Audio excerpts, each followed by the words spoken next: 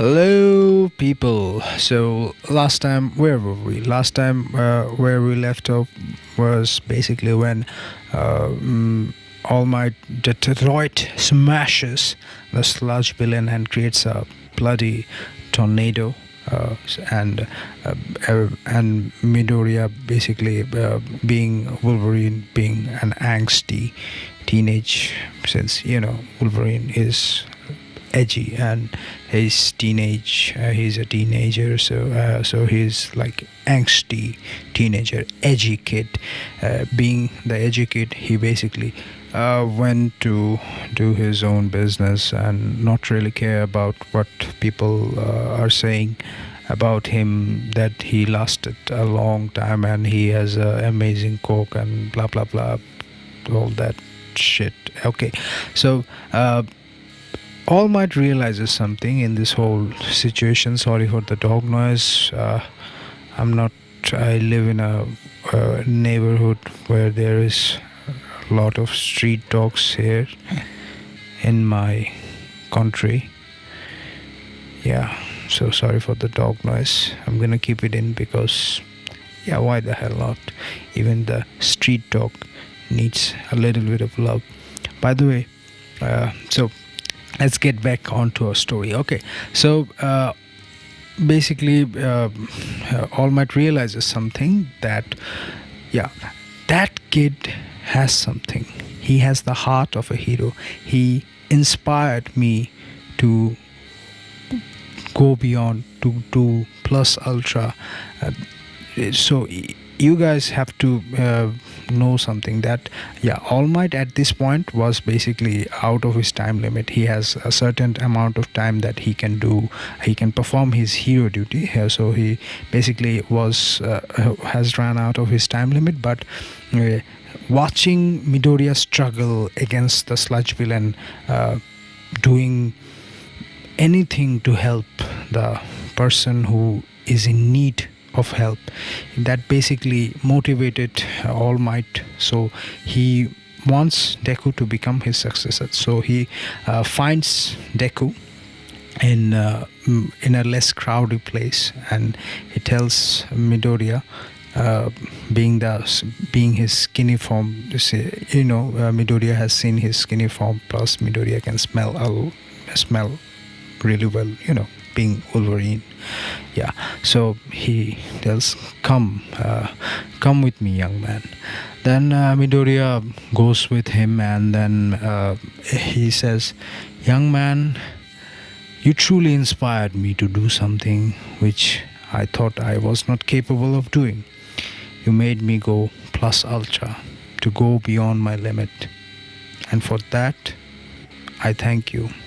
And you have a heart of a hero. I want you to become a hero. I want you to become my successor. Then Midoriya, since in this scenario, Midoriya basically murdered a lot of people when he awakened, or quote unquote awakened, or his coke. So he basically says All Might everything about his story, that he was born cokeless, that this cock is not his original cock, or he doesn't have a cock. He was basically manufactured on a lab to have this cock. So knowing all of that, knowing all of his past issues, All Might become very emotional and very sad, and he said, young man, you have felt a lot of hardship in your life, and I think you can become one of the, if not the greatest hero, because you know great sacrifice. You have been through great sacrifice. Then Midoriya says, but my coke, it's a very dangerous coke. This coke kills people. I don't think I can protect people like you do, All Might. When I use my power, I am afraid of hurting others. I don't want to kill people, but I still can't forget that day when I fast awaken those claws. And there is an epic scene. Basically, Deku pops out his claws in his one of his knuckle. Let's say it's his left hand, and there's blood coming down. Every time he pops up the claw, he basically has a scar. He basically cuts through his own flesh and skin. So there's like blood coming down and claws shining in the sun, in the sunlight. And he says that these claws are not meant to save people; they are meant to kill people. But All Might, being a positive person and being the symbol of peace, he says that it doesn't matter what kind of cock you have. It doesn't matter you have a very dangerous cock or a very weak cock. A hero is a person who helps people when they need the help the most. And in this regard, you can become a hero because you have the heart of a hero. You jumped into action without thinking. Your brain did not work. Your heart worked faster than your brain. So you will become a hero. I know that. And I want you to become my successor. Then All Might explains everything about his backstory and about All for One, and about that he can transfer his cock. He wants Deku to become a successor. But in this what if you listen to this what if, I'm not gonna give him like All for One, because he already has Wolverine's power. If I give him All for One, he's gonna be like too OP. So if there is no challenges for Deku in this story, then what's the point of creating this story? So he basically becomes like Superman version of Wolverine.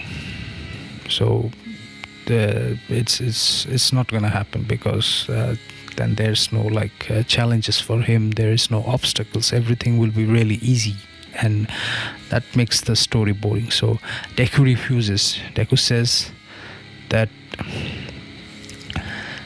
I don't think I can become the symbol of peace like you, because I don't think I can inspire people, but I will become the symbol of fear for the villains. I will make the villains feel afraid. They will think twice before committing any crime. I will become the weapon that I was meant to become. I will become Weapon X. And then in this pose, basically, imagine a pose that the two claws coming from both of his hands. Basically, he has like 4 claws coming from both of his knuckles, and he does a X shape, and he becomes like Weapon X. He basically, that's gonna be his hero name, Weapon X. I think it's pretty metal and pretty cool. What do you think, guys? Comment down it below. So but I promise to you, All Might, that I will protect your next successor no matter what happens. And I want, so rather than become one hero, why not become 2 symbol of peace? One, the symbol of peace; another, the symbol of fear for the villains. Okay, so All Might, being All Might says that, okay, so I think you made the right decision. And All Might thinks to his, okay, Night Eye selected a candidate for me, so I will go check out what that person is made of. Mario Togata was the name, as I recall. So he tells Deku that he should join UA, because he's gonna be the teacher in UA. And also Deku, and also All Might says that he will personally train Midoriya because the whole incident, because he has basically like a bond, and he like thinks the kid is been through a lot. He needs a little bit of he needs a little bit of positive influence in his life. So the whole training arc before the before the entrance exam, like the beach cleaning and the weightlifting, it's gonna be like full on All Might and Deku combat training. They're gonna like do fight. So they're basically Deku's gonna hone his animal instinct, his fighting instinct, and his warrior instinct. So basically, like his reflexes are gonna be sharper. His techniques are gonna be lethal, more like aggressive, the way Wolverine fights, like and he's gonna be like calculative also. Remember Wolverine in the comics, Wolverine is a very tactical fighter, so he's gonna be like that also in this fight. And All Might's gonna also test the limits of Deku's regeneration, and he's gonna be like blown away. Like he regenerates instantly, like there's no delay or lag here. So we're gonna jump to the entrance exam. So the written exam goes as like the original. Deku is smart, Wolverine is also smart, so Deku is a bookworm. So in this scenario, in this my scenario also, Deku is gonna be a little bit of bookworm, but he doesn't show people that. Okay, but he's gonna be a bookworm also, so he's gonna study and he's gonna do very well in the written exam. So the practical exam part, when the practical exam parts goes, remember in the original scenario, Deku basically falls and Raka helps him. So in this scenario, the same stuff gonna happen. Deku will gonna be falling and Uraraka helps, and Deku says, being an edge lord, since he's a little bit of like edgy and little bit of like Wolverine, he's gonna like, thank you for the help. So Ida, being Ida, says, so why are you interrupting the woman? And Deku, being intimidating like Wolverine, he says, move away, Four Eyes. Then Ida becomes like, okay, I should not mess with this man. He's like buff, and plus he has like hair on his arms. So I don't want to mess with it. By the way, Deku kind of looks like the thumbnail, no crazy facial hair, because he's not a grown-ass man. He's just a teenager, but he still has like a little bit of hair on his hand, like, little bit of arm hair and little bit of longer hair, and his hair is green, like the anime. Okay, so Ida was thinking like, okay, I don't want to mess with this guy. He seems very, very tough. I don't want to mess with this guy. So Ida keeps his mouth shut. So as soon as the practical exam starts, Deku basically lunges forward and pops up his claws from both of his knuckles, and he basically like slices and dices through everything and almost everything, because he has adamantium claw, and adamantium claws can cut through anything. So he slices and dices, and he racks up points after points. He's basically like wrecked 30. He basically wrecked 30 robots. So some 1 point, some 2 points, some 3 points. Then there comes the giant one, the 0 point robot. And like the original scenario, everyone is moving in the opposite direction, and Deku was like, okay, I have enough point, I don't think I should pursue this. So he tries to move in the opposite direction, but he hears Uraraka's sound from a very far away, because he has Wolverine's power. He has heightened sense of smell, hearing. So he hears and he then smells like Okay, shit, that's the girl who helped me. I think I should help her. Then Deku pops up. Then Deku goes in front of the robot, and he's like, okay, I'm gonna help the girl who helped me. Then the robot launches a lot of missiles. Yeah, in this what if, the robot launches missiles at Deku, and he's like, okay, screw this shit. He pops up his claws again, and he basically slices the missile. Erupts in front of him, blasts him, uh, meats part of his body's meat, skin, organs, all just blows away. But all that remains his skull. But he heals as soon as very quickly, and everyone is like shocked. Damn, that person has. I thought everyone thought that he has like claws, metal knives coming out of his body. That was his code. But he has like crazy healing. He's like indestructible. Nothing can hurt him. Even missiles can't slow down that kid. Then the robot shoots a giant laser at him, and he still basically blocks the laser with his claws, and he just moves forward. He has no sign of slowing down, and everybody's like, damn, that boy is like indestructible. He's like a machine, a tank, a immovable object. He's like going through it. He's like unstoppable. He's like invincible. So he goes in for, and then he reach, and then he jumps, and to everyone's shock, he pops up his foot claws, and then he starts to climb the robot. Remember in the comics, Wolverine, when fights in the X-Men Days of the Future Past, when Wolverine fights the future Sentinel robots, he basically climbs with his claws and goes to the top and cuts the head. So in this what if, we're gonna do the same stuff, but he has like claws both of his at his feet and at of his hands. So he's climbing like super fast, like he's like pop in 3 or 2 seconds. He's like at the top, and he's basically slicing and dicing and tearing open the head of the robot. And as soon as he does that, he basically